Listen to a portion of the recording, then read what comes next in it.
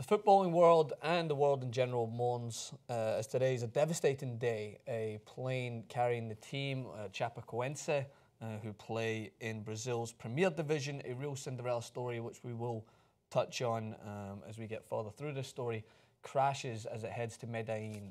Now, it wasn't just the team involved in the crash. There was press members, there was staff, there was crew members, of course, on that flight, as it was destined for Medellin so that Chapecoense could play in the first leg of their final against Atletico Nacional, who play in Colombia. So the details of the crash in general we'll throw up. It really is a sad story to cover. It takes a lot to kind of give you the news and kind of shelter those emotions at first. But these things, unfortunately, do happen in this world, and they are as much so a tragedy as anything else, and it just really, it hits harder when it's in a sport that you follow so much, in a sport that you love, and in general, it just really is tough to kind of try to bring to light anything that's worth discussing, even after this clip. That's why I was saying to Jason, can we do this story last so that we can get on to other sporting news, because this really does take a lot to discuss. But as for the details of the crash in general, the British Aerospace 146 short-haul plane operated by a charter airline named Lamia declared an emergency and lost radar contact just before 10 p.m. on Monday because of an electrical failure, aviation authorities stated. The aircraft, which had departed from Santa Cruz, Bolivia, was transporting the Chapecoense team from southern Brazil for the first leg of a two-game Copa Sudamericana final against Atletico Nacional of Medellin, which was due to be played on Wednesday. Yeah, it's a horrifically tragic story, and you know, it's tough when you have to report on these things. It's tough when you have to even just discuss these things. But for one, you got to find some good in it.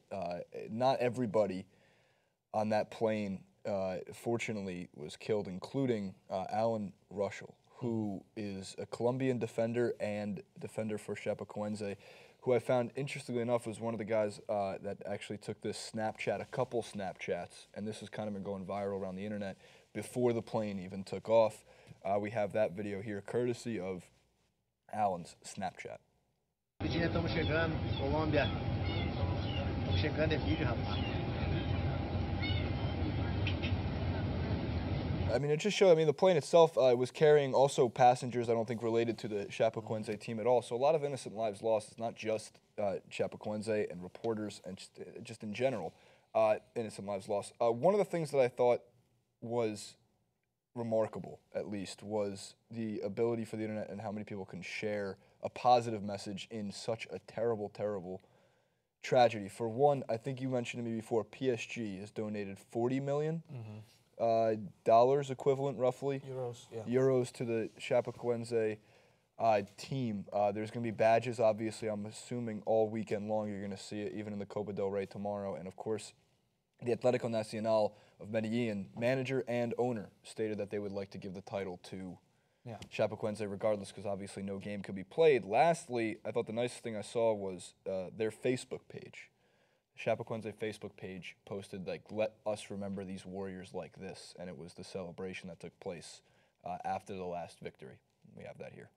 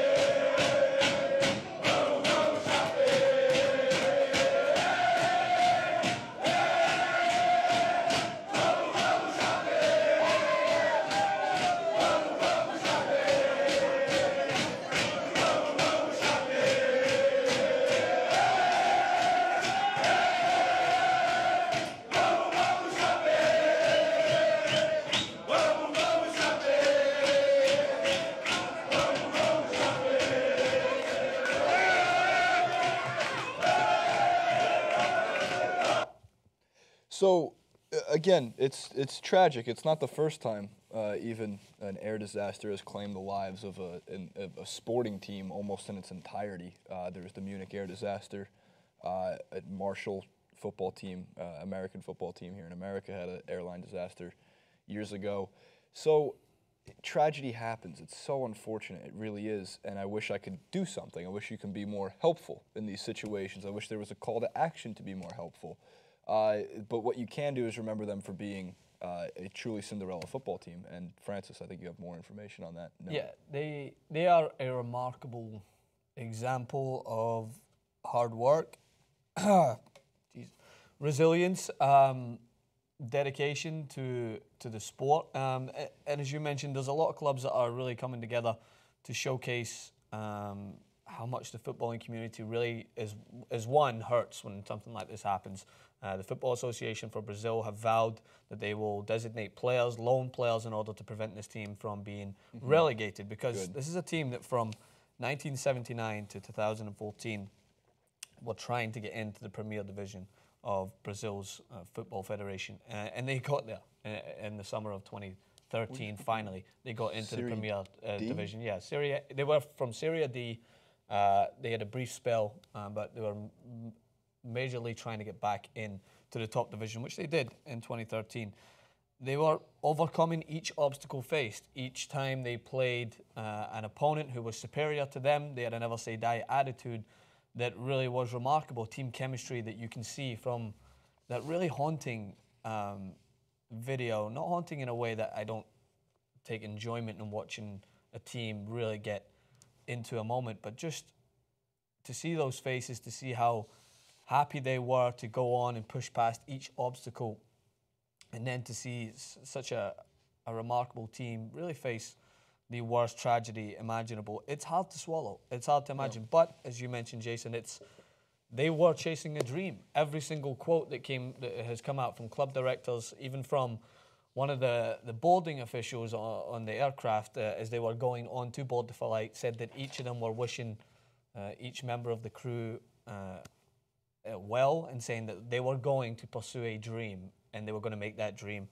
a reality. So that's how we should remember this team, as a team that were in a competition that on paper they had no right to even compete in against some of the superior opponents, never mind going on to potentially win. And who would bet against them?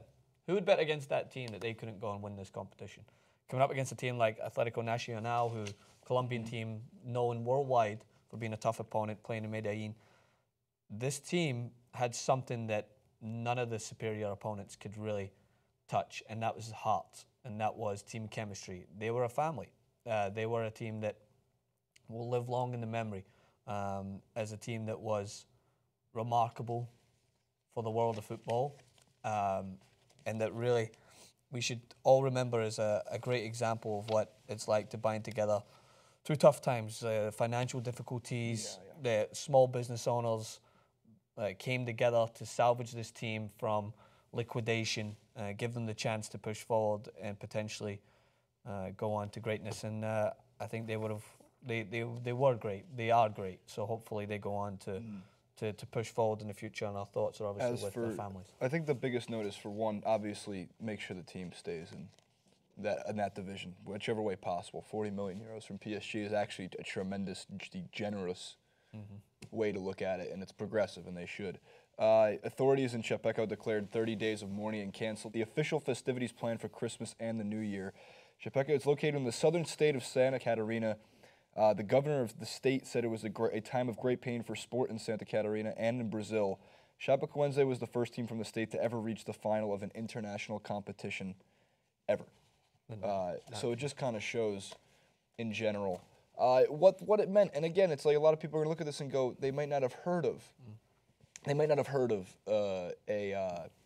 a small team like this, a small club like this. Unfortunately, what happens in these situations is now we cover it. Now, of course, we get wind of it, and now we talk about the Cinderella story. So, no, we didn't talk about the Cinderella story up until this point because, unfortunately, tragedy causes more news to shed, more reason to shed light on what was a great story and doesn't get covered in the first place, but it takes something like this for it to be reached worldwide. So we're at fault just like every other news network who wasn't covering the Cinderella story. Yeah, it's I mean, you got to remember that these things in football happen. It's not so much so that when Leicester City go on and win the Premier League, there's clubs that are just obtaining greatness all the time. And it's hard, obviously, for a small network like us to try and consistently see which teams are going through that barrier, like RB Leipzig at the moment in Germany are pursuing greatness. But, yeah, it's this is a tough one. This is something that I'm sure this club are going to bounce back only, and I say that because look at what they've overcame to get to that position, to get there. 30 plus years of trying and vowing to get into the top division, and then they do so and they remain there, struggling early on, but then finishing mid-table, and in this season they were sitting in 9th place, I believe, with 1 game remaining. They're proven to be a tough opponent for anyone that they come up against, and this tournament, as it's equivalent to the Europa League in Europe, it's not an easy tournament to win. They had to face teams like Independiente, who are giants in Argentina. They beat them in penalty kicks. Facing teams that have more wealth than them, bigger fan base, bigger squads, and consistently the heart of that team just shone through. And that's what makes it even harder to report. Any tragedy in the world is a tragedy, but one that strikes so close to home with a sport that we love and that we cover a lot. It really is a tough one to swallow. There was an image that nearly set me off in the studio. It was just a kid who turned up to the home stadium and was sitting there alone, just kind of looked obviously very sad and distraught. His heroes, he goes to watch them every week.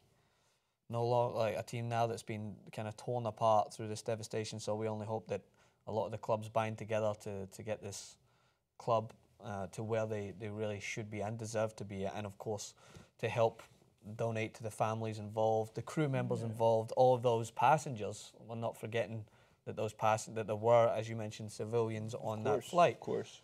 That's not to disregard them. It's just this team, I hope they will go down in the history. Chapecoense, just remember the name. Yeah. Comment below, like, favorite, subscribe to the video. You can follow along on Twitter. I think the hashtag is #ForzaChape.